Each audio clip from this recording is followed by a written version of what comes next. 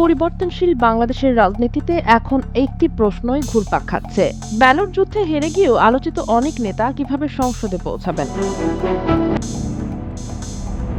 এটি কোনো ম্যাজিক নয়, এটি কোনো ব্যাকডোর রাজনীতিও নয়, বরং এটি ইঙ্গিত দিচ্ছে বাংলাদেশের সংসদীয় ব্যবস্থায় এক বড় আমূল পরিবর্তনের। আলোচনার কেন্দ্রে রয়েছে প্রস্তাবিত দ্বিকক্ষ বিশিষ্ট সংসদ ব্যবস্থা।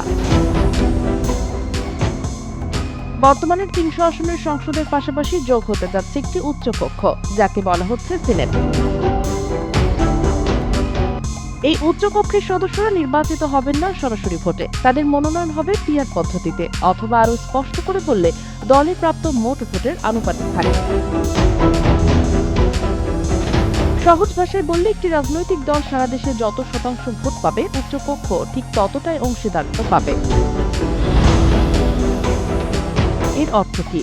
এর অর্থ হলো মাঠের লড়াই হেরে যাওয়া কোনো হেভিওয়েট নেতা দলের প্রাপ্ত ভোটের শক্তিতে ঠিকই সংসদের ভেতরে নিজের অবস্থান নিশ্চিত করতে পারবেন। এই নতুন সমীকরণে সংসদে যাওয়ার দৌড়ে যাদের নাম আগে থেকেই আলোচনায়, তাদের তালিকাও ছোট নয়। ইসলামী রাজনৈতিক দলগুলোর শীর্ষ নেতারা, যারা দীর্ঘদিন মাঠের রাজনীতিতে সক্রিয় কিন্তু সরাসরি নির্বাচনে জয়ী হওয়া সবসময় সম্ভব হয় না, এই ব্যবস্থায় তারাই হতে পারে বড় সুবিধাভোগী। একই সঙ্গে আলোচনায় রয়েছে নতুন প্রজন্মের কিছু পরিচিত মুখ, যারা ভোটের মাঠে শক্ত অবস্থান তৈরি করলেও ফার্স্ট পাস্ট দ্য পোস্ট পদ্ধতিতে পিছিয়ে পড়েন। এই ব্যবস্থাটি কার্যকর হলে বিএনপি জামায়াত জোট কিংবা ইসলামী ধারার দলগুলো তাদের অভিজ্ঞ ও কৌশল নেতৃত্বকে নির্বাচনে হারলেও হারিয়ে ফেলবে না। তারা সংসদে থাকবেন, তবে পরিচয় হবে ভিন্ন। তারা হবেন না সরাসরি নির্বাচিত এমপি, বরং পরিচিত হবেন সিনেট সদস্য হিসাবে।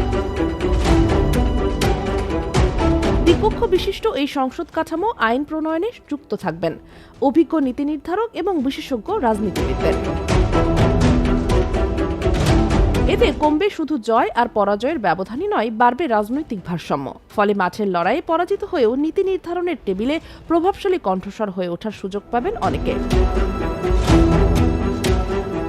বাংলাদেশের রাজনীতিতে এটি হতে পারে এক নতুন অধ্যায়ের সূচনা, যেখানে জনপ্রিয়তা শুধু আসন নয়, প্রতিফলিত হতে হবে সংসদের কাঠামোতেও। সময়ই বলে দেবে এই প্রস্তাব বাস্তব রূপ পায় কিনা। তবে এক কথা নিশ্চিত, বাংলাদেশের রাজনীতি আর আগের মতো থাকছে না।